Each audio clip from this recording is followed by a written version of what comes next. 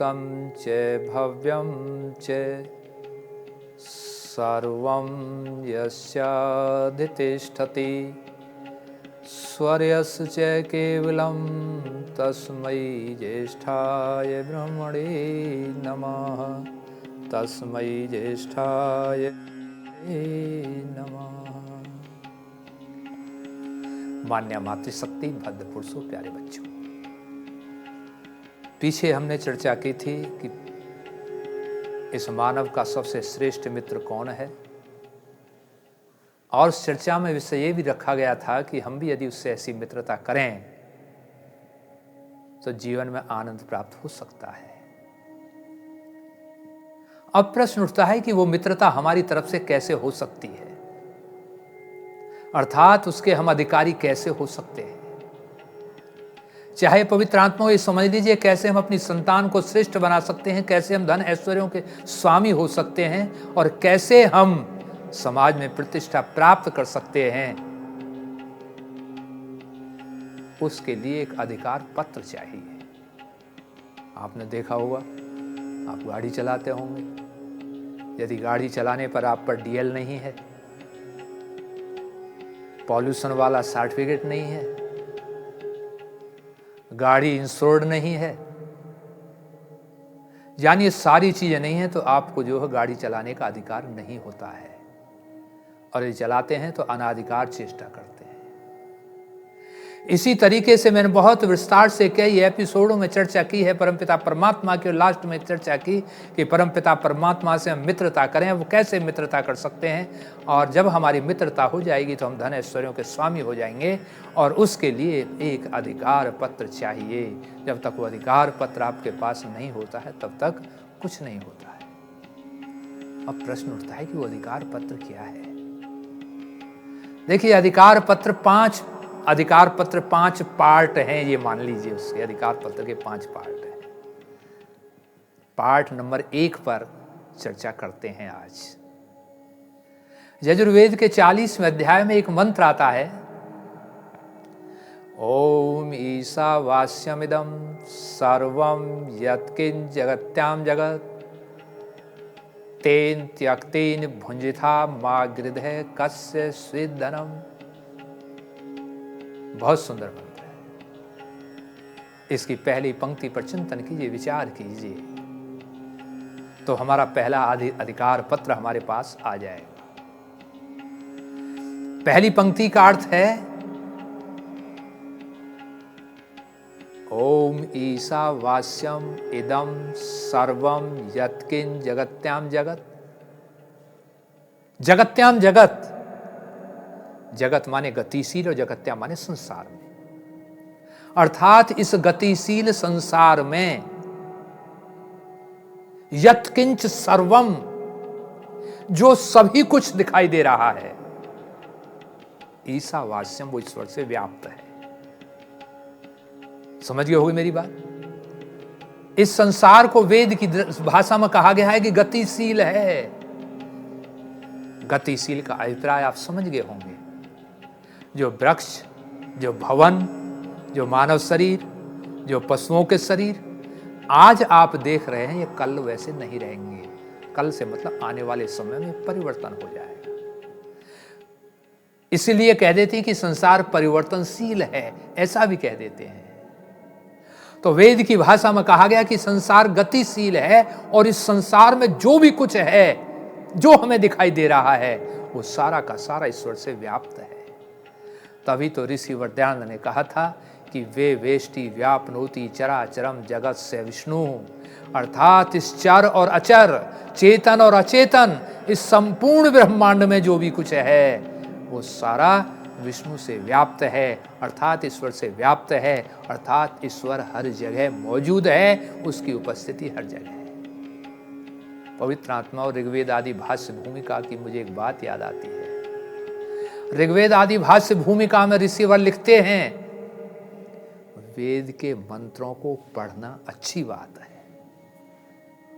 आगे लिखते हैं, उसके अर्थ को जानना उससे अच्छी बात है। और आगे लिखते हैं, उसे अपने जीवन में व्यवहारित करना सबसे अच्छी बात है। पवित्र आत्मा, आपने डिग्री पढ़ी होंगी अंग्रेजी में, इंटर में अंग्रेजी में पढ़ाई जाती है, पॉजिटिव, कंपैरेटिव, सुपरलेटिव।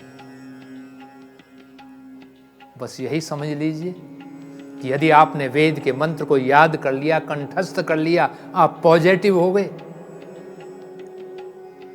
आपने उसके अर्थ को जान लिया, आप कंपैरेटिव हो गए। आपने उसको अपने जीवन में व्यवहारित कर लिया, आप सुपरलेटिव हो गए। अर्थात ऐसे समझ लीजिए कि आपने वेद के मंत्र को याद कर लिया, आप गुड हो गए। मंत्र को याद कर लिया, आप गुड हो गए, और उसके अर्थ को भी याद कर लिया तो आप बेटर हो गए। और यदि आपने उसे अपने जीवन में व्यवहारित कर लिया तो आप बेस्ट हो। आवश्यकता है इस युग में बेस्ट होने की। अब प्रश्न उठता है कि हम बेस्ट कैसे हों। यदि मैं आपसे प्रश्न करूं कि आप गुड बनना चाहते हैं या बेटर बनना चाहते हैं या बेस्ट बनना चाहते हैं, तो मेरे विचार से प्रत्येक की भावना यही होगी कि गुड और बेटर में हमें संतोष नहीं, हम बेस्ट बनना चाहते हैं। तो फिर बेस्ट बनने के लिए आपको क्या करना है? आज मैं एक पंक्ति आपको दे रहा हूं। आप अपने जीवन में देखेंगे कि इस पंक्ति को यदि आपने गुड, बेटर, बेस्ट अर्थात इसके मंत्र को याद कर लिया, उसके अर्थ को याद कर लिया और उसे जीवन में व्यवहारित कर लिया, तो आप बेस्ट बन जाएंगे और आपको अपने जीवन में आनंद आने लगेगा। देखना केवल इसी बात पर। अब आप सोच रहे होंगे कि मंत्र को याद करना आसान बात है, हम याद कर सकते हैं, एक ही पंक्ति तो याद करनी है, कौन सी बड़ी बात है। तो गुड बनने में तो कोई दिक्कत नहीं है। आप सोच रहे होंगे एक पंक्ति का हिंदी में अर्थ करना बहुत बड़ी बात नहीं है, इसे भी याद कर लेंगे, बेटर बन जाएंगे। लेकिन एक जिज्ञासा आपके अंदर अवश्य आ रही होगी, और वो क्या होगी कि भाई बेस्ट कैसे बने। जितने भी कार्य करते हैं गंदे कार्य, अच्छे की बात नहीं कर रहा मैं फिलहाल, गंदे कार्य आप कहां करते हैं? यदि मैं आपसे प्रश्न करूं कि आप चोरी, डाका, हिंसा, व्यभिचार, कपट कहां करते हैं, रिश्वत आदि कहां करते हैं, मेरे विचार से सभी का एक ही उत्तर होगा कि हम एकांत स्थान ढूंढते हैं। यानी रिश्वत लेने वाला व्यक्ति ऐसा एकांत स्थान ढूंढता है जिसे कोई और ना देख रहा हो। व्यभिचार करने वाला व्यक्ति ऐसा स्थान ढूंढता है जहां उसे कोई ना देख रहा हो। पवित्र आत्माओं, मैं प्रश्न करता हूं आपसे कि व्यक्ति किन से छुप रहा है?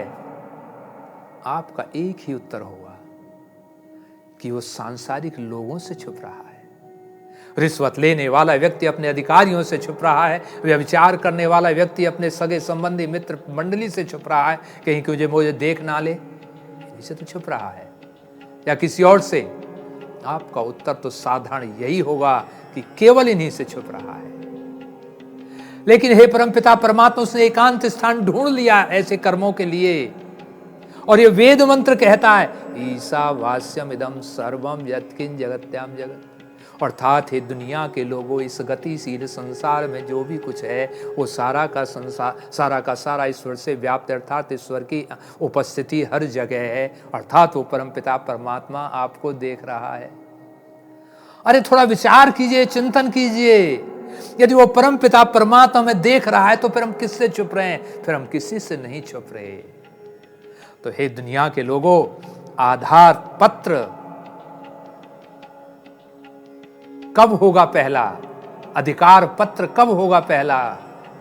कि जब आप इस मंत्र को अपने जीवन में व्यवहारित करें, कोई भी गलत काम ना करें, हमेशा ये सोचकर चलें कि वो परमपिता परमात्मा हमें देख रहा है। ऐसा कोई स्थान नहीं है कि जहाँ ना देख रहा हो। एक विद्यालय है, छुट्टी होती है, विद्यालय से बच्चे चलते हैं, सारे बच्चे निकल गए, 2 बच्चे रास्ते में रह गए।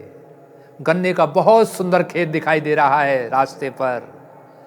दोनों ने सोचा कि या तो गन्ने चूसते हैं, सोचा कि गन्ने तोड़ेंगे तो खेत वाला मारेगा, पीटेगा, देख लेगा। दोनों ने प्लान बनाया कि खेत के अंदर घुसकर चूसेंगे। दोनों खेत के अंदर बढ़ जाते हैं। दोनों 20-20 फुट की दूरी पर अलग अलग बैठ जाते हैं। आधा घंटे बाद या पौन घंटे बाद दोनों निकलते हैं। पहला पूछता है दूसरे से कि भाई गन्ने तो बहुत स्वादिष्ट थे, कितने चूसे, और मैंने तो भाई 3-4 चूसे, बड़ा आनंद आया। दूसरे वाला बोला कि मैंने तो एक भी नहीं चूसा। और दूसरे वाला, पहले वाला कहता है क्यों नहीं चूसा? अरे गन्ने के ढेर पर पहुंचकर तूने गन्ने नहीं चूसे। दूसरा कहता है कि जब मैंने हाथ बढ़ाया तभी मुझे कुछ ऐसा लगा कि मुझे कोई देख रहा है, मुझे कोई देख रहा है। मैंने कई बार प्रयास किया लेकिन मैं सफल नहीं हुआ। और फिर मुझे ध्यान आया कि आज गुरुजी ने क्लास में पढ़ाया था, ईशावास्यम इदम सर्वम यत्किंच जगत्याम जगत, अर्थात वो परम पिता परमात्मा हर जगह मौजूद है।